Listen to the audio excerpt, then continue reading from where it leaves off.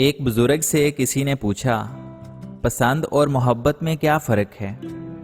بزرگ نے جواب دیا، آپ ایک پھول دیکھتے ہو اور اسے توڑ کر اپنے پاس رکھ لیتے ہو، یہ پسند ہے، اور اگر آپ اس پھول کو روزانہ پانی دیتے ہو، اس کا خیال رکھتے ہو، تو یہ محبت ہے۔ چن لے مجھے بھی اپنے سجدے کرنے والوں میں اے اللہ، کب تک بھاگتا رہوں گا تجھ سے تیری ہی دنیا میں۔ آپ کبھی بھی منزل پر نہیں پہنچ سکتے اگر آپ راستے میں رک کر بھونکنے والے ہر کتے کو پتھر مارنے لگیں گے۔ درخت پر اوقات سے زیادہ پھل لگ جائے تو اس کی ڈالیاں ٹوٹنا شروع ہو جاتی ہیں۔ انسان کو اوقات سے زیادہ مل جائے تو وہ رشتوں کو توڑنا شروع کر دیتا ہے۔ انجام آہستہ آہستہ درخت اپنا پھل سے محروم ہو جاتا ہے اور انسان اپنے رشتوں سے۔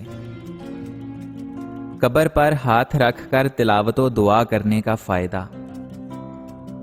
عبداللہ ابن مسعود رضی اللہ تعالی عنہ سے مروی ہے کہ جب کوئی بندہ اپنا ہاتھ قبر پر رکھ کر کہتا ہے، خداوند اس مردے کو بخش دے کہ یہ تیری بخشش کا محتاج ہے، اور قل ھو اللہ احد اور سورۃ فاتحہ پڑھتا ہے، تو خدا اس قبر کو روشن اور کشادہ کرتا ہے اور اس دعا کرنے والے کے گناہ بخش دیے جاتے ہیں۔ ہم یا تو عورت کو نکاح میں رکھتے ہیں یا پھر نگاہ میں، اور مسئلہ تب آتا ہے جب اسے نگاہ میں رکھتے ہیں، اسے نکاح میں نہیں رکھتے، اور جسے نکاح میں رکھتے ہیں اس کو نگاہ میں نہیں رکھتے۔ مرد نے جب بھی لکھا عورت کو حسین و جمیل لکھا، لیکن عورت نے جب بھی لکھا مرد کو دھوکے باز، فریبی اور ظالم لکھا۔ سائیکالوجی کے مطابق 90% لوگ جو باتیں میسجز پر کرتے ہیں وہ آپ کے سامنے نہیں کہہ پاتے۔ خامیاں سب ہی میں ہوتی ہیں مگر نظر صرف دوسروں میں آتی ہیں۔ محبت کرنا گناہ نہیں، محبت میں بہک جانا گناہ ہے۔ کہتے ہیں کہ محبت میں سب جائز ہے، غلط کہتے ہیں۔ محبت وہی جائز ہے جس میں پاکیزگی ہو۔ جو ذرا سی بات پر دوست نہ رہے تو سمجھ لو کہ وہ کبھی دوست تھا ہی نہیں۔ خدا پیار سب کو دیتا ہے، دل بھی سب کو دیتا ہے، دل میں بسنے والا بھی سب کو دیتا ہے، لیکن دل کو سمجھنے والا صرف نصیب والوں کو دیتا ہے۔ کسی کی مدد کرنے کا سب سے آسان طریقہ یہ بھی ہے کہ آپ اسے لفظوں کا تحفہ دیں، ایسے الفاظ جس سے اس کا حوصلہ بڑھے۔ شکریہ ان لوگوں کا جنہوں نے مجھے چھوڑ دیا، انہوں نے مجھے سکھایا کہ کوئی تعلق ہمیشہ کے لیے نہیں ہوتا۔ ہم پرفیکٹ نہیں ہوتے، ایک طرف ہم کسی کی بہترین یاد ہوتے ہیں تو دوسری طرف کوئی ہمارا نام لیتے ہی سر سے پاؤں تک سرخ ہو جاتا ہے۔ کوئی ہماری قربت کے لیے ترستا ہے تو کوئی ہمارے سائے سے بھی دور رہنا چاہتا ہے۔ ہم کسی کے لیے ایک مثال اور کسی کے لیے ایک سبق ہوتے ہیں۔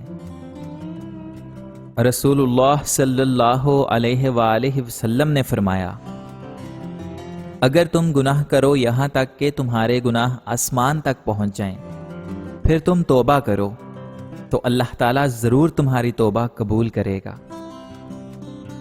رشتہ نبھانا ہے تو دو آنکھوں کی طرح نبھاؤ، ساتھ جاگتی ہیں، ساتھ سوتی ہیں، ساتھ ہنستی ہیں اور ساتھ روتی ہیں، پھر ایک دن ایک ساتھ ہی ہمیشہ کے لیے بند ہو جاتی ہیں۔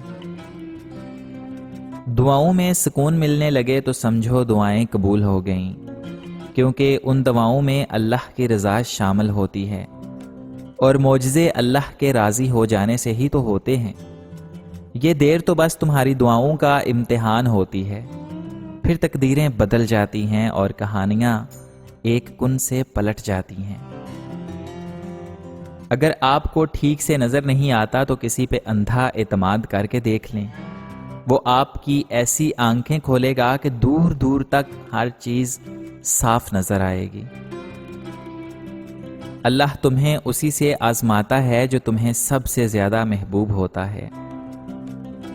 یاد رکھیے، زندگی آسان نہیں ہے، ہمیں اسے خود آسان کرنا ہوگا۔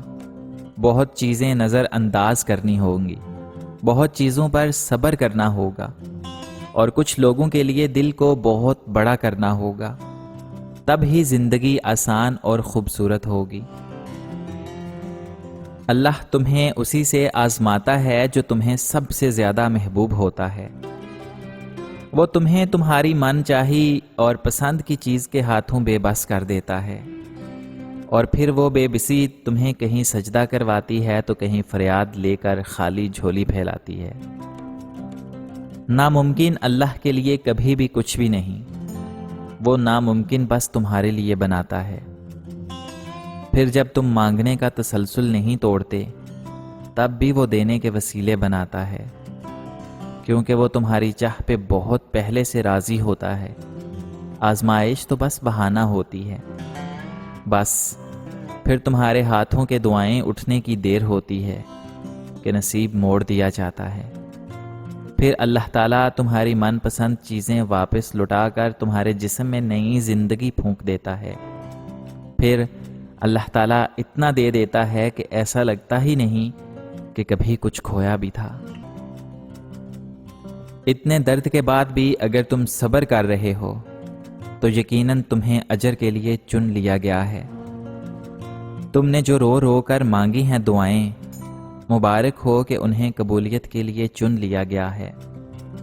پریشان مت ہو، تمہیں عارضی نہیں بلکہ حقیقی سکون کے لیے چن لیا گیا ہے۔ تم سوچتے ہو آزمائش کے لیے آخر میں ہی میں کیوں؟ خوش ہو جاؤ کہ تمہیں اللہ کی دوستی کے لیے چن لیا گیا ہے۔ حکیم لقمان کی عورتوں کو 5 نصیحتیں۔ اگر تم چاہتی ہو تمہاری زندگی اچھی گزرے تو صدقہ دیتی رہنا۔ اگر تم چاہتی ہو تمہاری اولاد نیک ہو تو خاوند سے ہمیشہ رزق حلال کا تقاضا کرنا۔ اگر تم خاوند کے گھر میں خوش رہنا چاہتی ہو تو غیروں کی باتوں پر دھیان مت دینا۔ اگر تم چاہتی ہو کہ خاوند ہمیشہ محبت کرے تو صاف ستھری رہنا۔ اگر تم چاہتی ہو کہ تمہارا گھر سب سے اعلیٰ ہو تو بچوں کی اچھی تربیت کرنا۔